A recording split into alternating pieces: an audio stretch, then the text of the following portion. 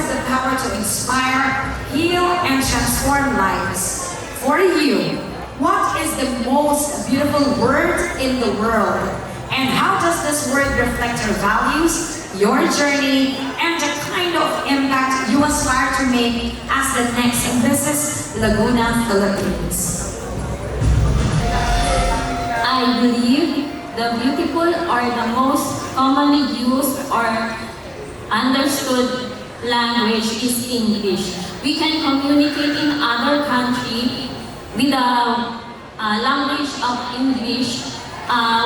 We can communicate in so many other countries with the word of English. And we communicate to others even though they are speaking other languages. They also communicate in English.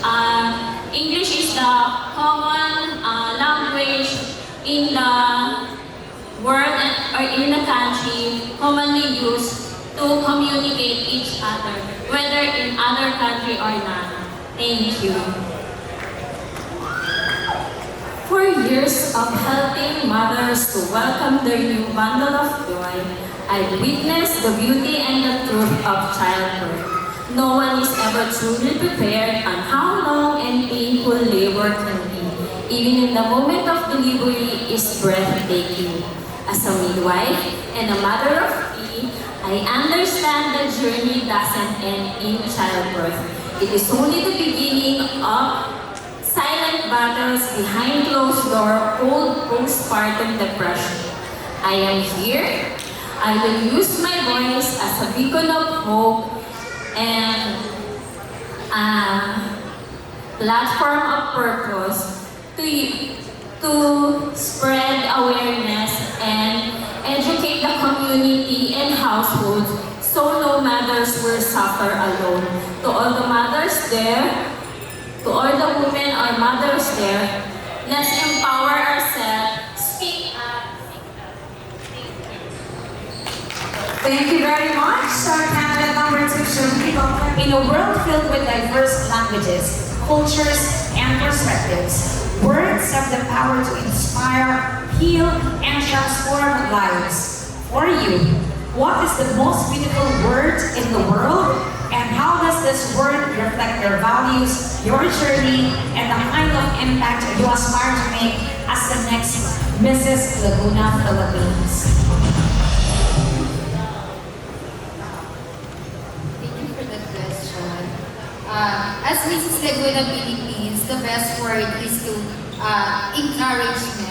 Because I'm an online seller and my advocacy po is livelihood program or financial empowerment.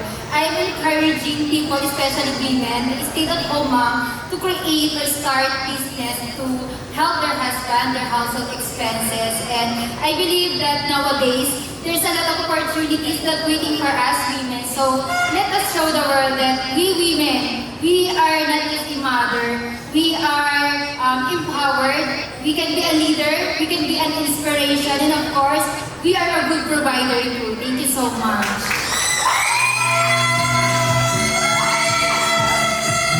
Thank you, candidate number 3. You may now proceed with your inspiring story.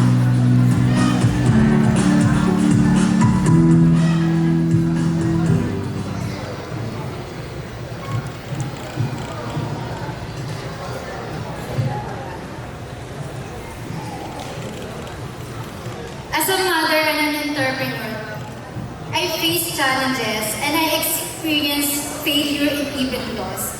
But I choose to rise every single time.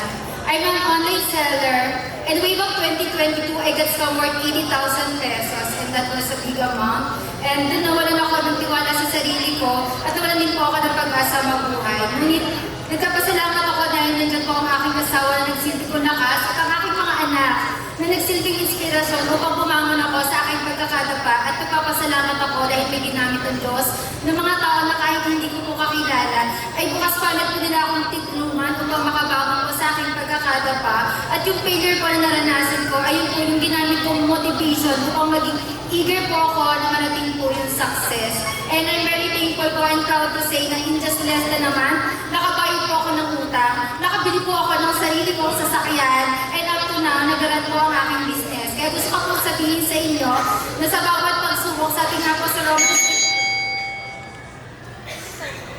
Thank you very much.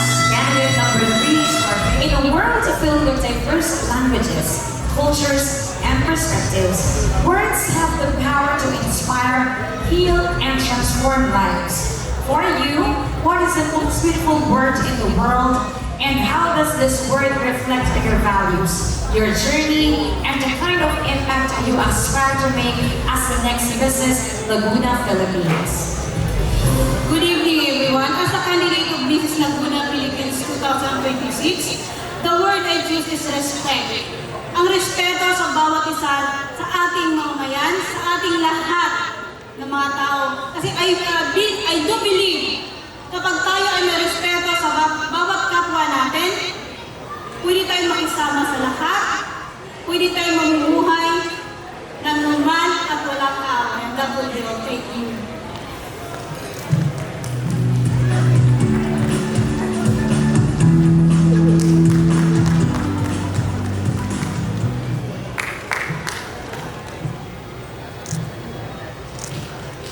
Hindi madali magkaroon ng anak na may autism. Mahirap tanggapin. May mga panahon na muntik na akong sumuko.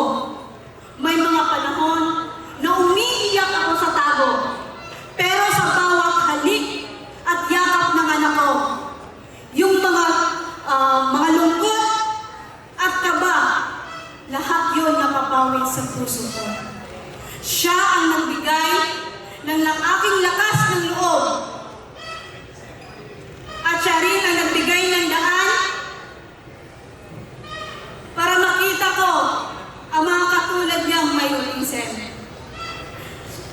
Siya rin ang nagbigay sa akin ng lakas ng loob para mamuhay, maging matibay bilang isang magulang. Kaya ladies and gentlemen, let's raise awareness. Thank you very much. Candidate number 4, Mary Beitia. In a world filled with diverse languages, cultures, and perspectives, words have the power to inspire, heal, and transform lives. For you, what is the most beautiful word in the world, and how does this word reflect your values, your journey, and the kind of impact you aspire to make as the next Mrs. Laguna, Philippines?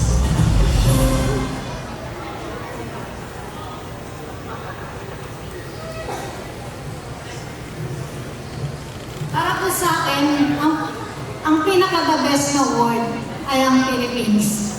Which is dito ako nagsimula, dito ako pinanganak. Kaya ito ang ipagmamalaki ko sa buong mundo na kahit maliit lang ang Pilipinas, ay kaya kong ipagmalaki kung anong meron tayo na mga kalikasan na may pagmamalaki, mga tourist spots na kaya natin ipagmalaki na meron din tayo kung anong meron ng ibang bansa, mas meron ang Pilipinas. Thank you.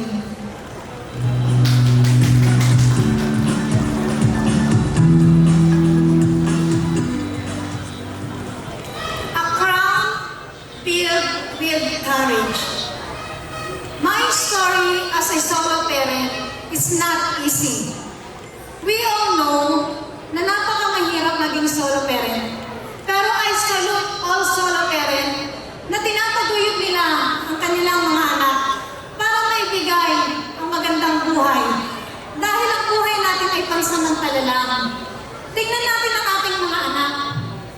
Habang tayo nabubuhay, ibigay natin ang the best natin sa kanila. We all know that we are not perfect mother. Pero kaya nating ibigay ang perfecto para sa kanila. Dahil kung wala tayo, lalong mawawala sila sa pag-asa makakamit kung anong gusto nilang marating habang buhay. Ako, itinataguyod ko ang dalawa kong anak na kahit akong mag-isa lang,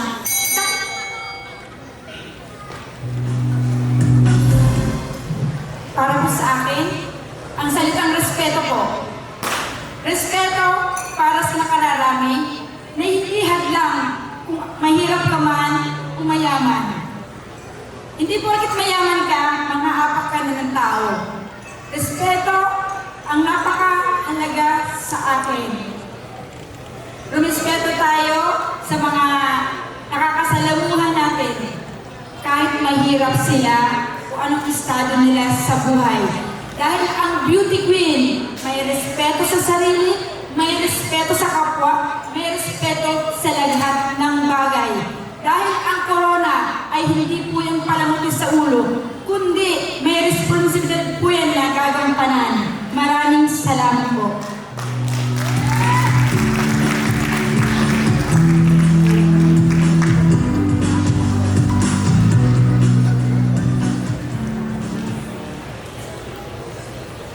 My advocacy is Zumba Fitness.